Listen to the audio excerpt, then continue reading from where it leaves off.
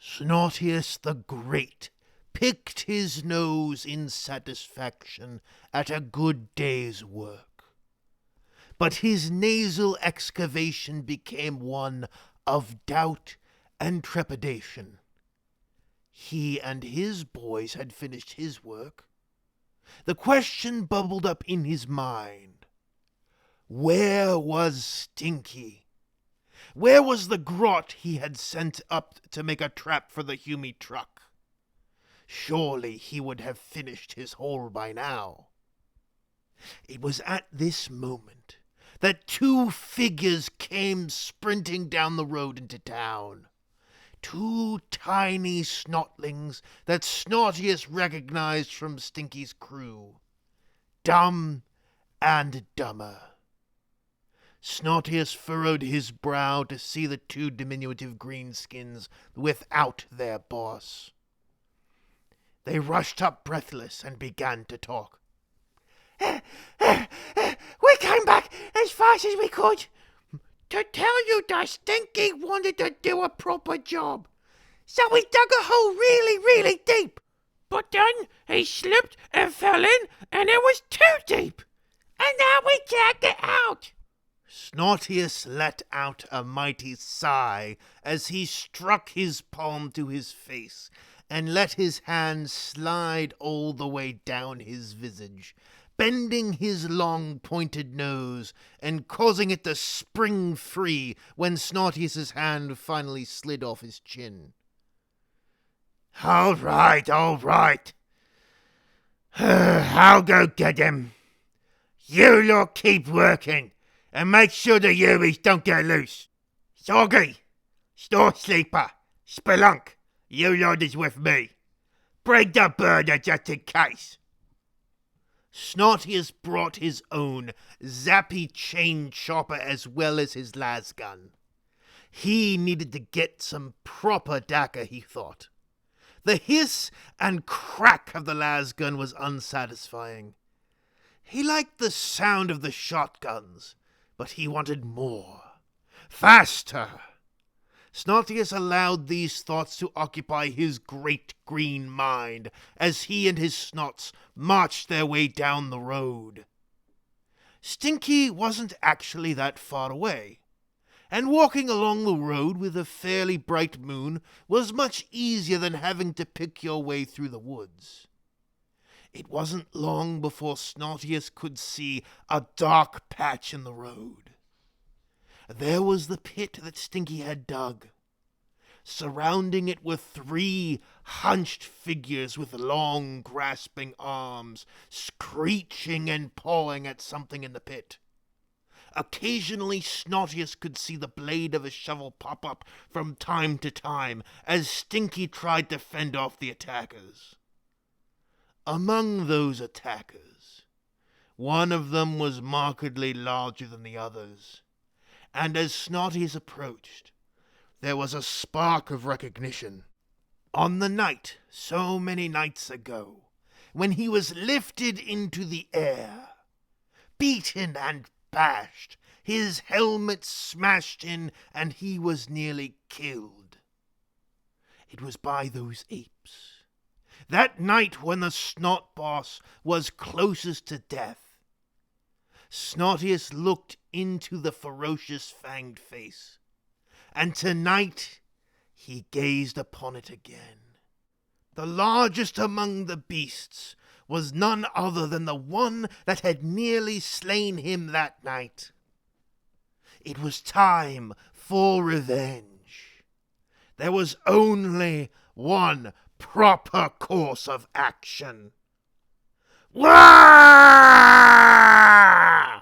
Snotius revved his chain chopper and rushed the apes around the pit.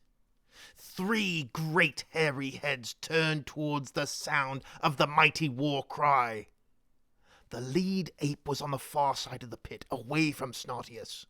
The Snot Boss would need to cleave a path through to his old nemesis, which in his mind he had named Old Flatface for the large face flanges on the side of the ape's head.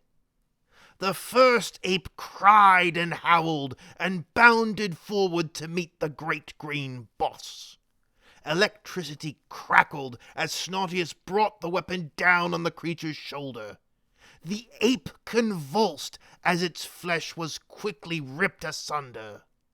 Snotius grinned. Now that he was big, these creatures were as nothing to him as he quickly sliced through one.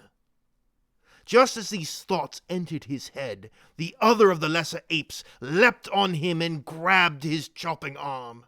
Its mighty fangs sank into Snotius's wrist, where there was a gap in his armor. Then its powerful arms ripped the weapon out of his hands.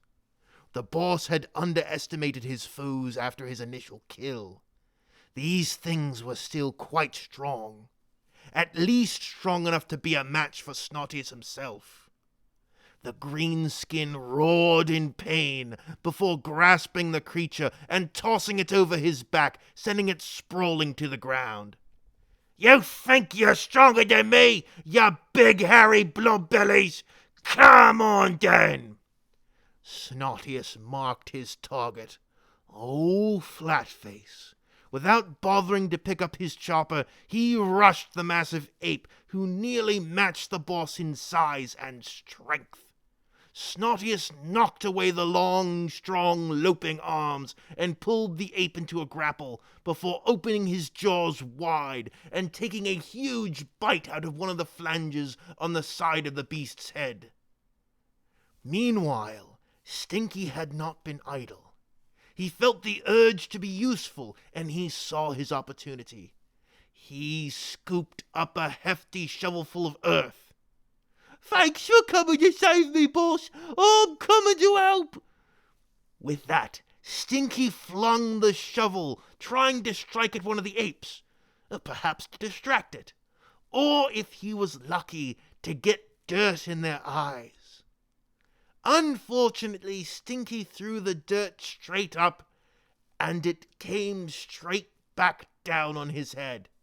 "Oh, me eyes! I can't see! Me eyes!" Snotius only shook his head and returned to the beast that was before him. The great ape roared and slapped at Snotius's arms, trying to pull him this way and that to get him off balance. The attack was a barrage of bestial cunning that Snotius had come to expect from the fauna of this planet. The boss stood his ground, though, and waited for an opening to turn the fight in his favor. However, the other ape that Snotius had flung away earlier had recovered itself, and now was beating its palms against Snotius's back with great piercing shrieks. Snotius's flash-new scrap armor took a majority of the beating, but the strikes were powerful, and the snot boss could feel each impact in his flesh down to his bones. He would need to end this fight quickly. The burner Snots was sitting there watching the fight at a minor distance. Snotius charged in right off the bat and engaged in close melee fighting.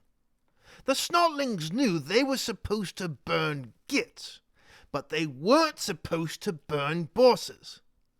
Unsure of how they might go about burning the ape gits without frying Snotius, they simply sat in the road picking their noses, waiting for an opportunity to use their favorite weapon.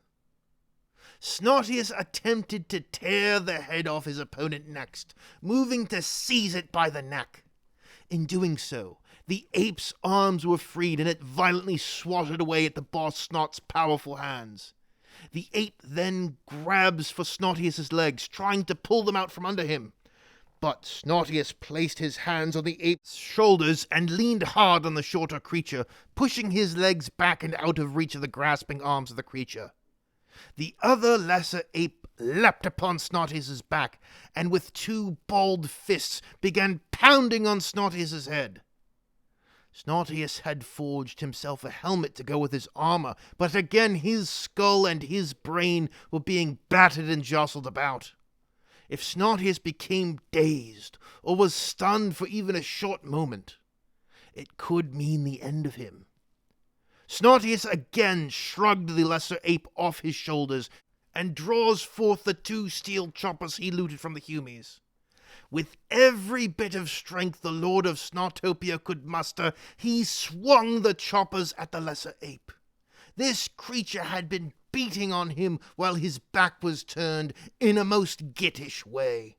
The 2 choppers whistled through the air until they struck right into the beast's ribcage with a wet crunch. The pest was viciously dealt with, leaving just Snotius and old Flatface. Most fights is just fights, but this is personal. Wah!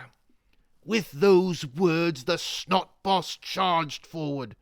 The ape roared, and Snotius answered with a swift and mighty headbutt, catching the ape by surprise as it stumbled backwards. Snotius then spread his arms wide and swung both choppers at either side of the creature's neck. With another bloody crunch, Snotius chopped the ugly head of old Flatface clean off as it rolled near the edge of the pit.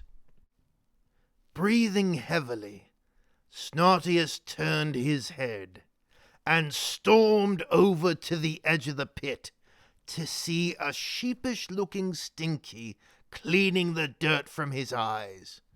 The Grot looked up to see his boss looming over him.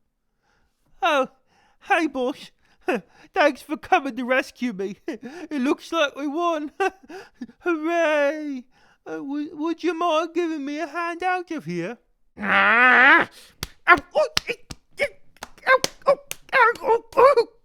You are a stupid idiot! You are the stupidest idiot! You great big kid! Snotius stormed back to Mega Humiopolis, leaving Stinky's unconscious form for his snotlings to carry home. Stinky actually had a few other snots that were stuck in the pit with him. Stinky had told them to do as he did when he started digging. Then, when he fell, well, they simply followed his example. Squigbait and Splatty tumbled in before Stinky could tell the remaining snots, Dumb and Dumber, to go get help. But once the snotlings were recovered from the pit, they carried their unconscious boss home. Snotius, on the other hand, seized the head of the great boss ape and looked at it. This'll go good on me boss pole. You know, now that I'm big enough to have a boss pole. The Snot Boss recovered his weapons, grabbed one of the bodies of the apes, and began dragging it back as well. Each victory should be marked by a feast, after all. The feast was a simple affair, just like it was in the tree fort. With so few snots, it made it easier just to eat the meat raw. Snotius held up his hands to silence the crowd as he prepared to pray to Gork and Mork before this magnificent meal. Dear Gork and Mork, how are you? I am fine. I just killed these big hairy things for you, and I'm going to put one on the end of me boss pole. Please make me kill everything until they are all dead, and then give me a bigger fight so I can kill more. Sincerely, Snotius the First. As the celebration continued, and the Snots recalled the great victory Snotius had won, Snotius indeed began working on his boss pole, a nice piece of pipe that he had sawn so it had a nice sharp point. He slid the skull of old Flatface onto it as a trophy, the first of many, no doubt. For there were many more enemies out there, many more skulls to take and adorn his boss pole with. But first things first. As stupid as Stinky had been, the trap was now set for the Humie truck. When it arrived, Snotius knew exactly exactly what he was going to do next. No man do they call me. My mother and my father, and all my comrades as well. Thank you all for watching the latest episode of Growing the Tribe. If you like what you heard, please leave a like and a comment so that you too can have a boss poll full of the skulls of your worst enemies. If you haven't yet subscribed, please do so in order to hear more stories about your stupid friends getting stuck in holes. If you'd like to support me, there are links down below to my Patreon, my PayPal, my Teespring, and if you have absolutely no idea what's going on, you can click on the Growing the Tribe playlist, which should be appearing on screen right now. Thank you all once again. No Man out.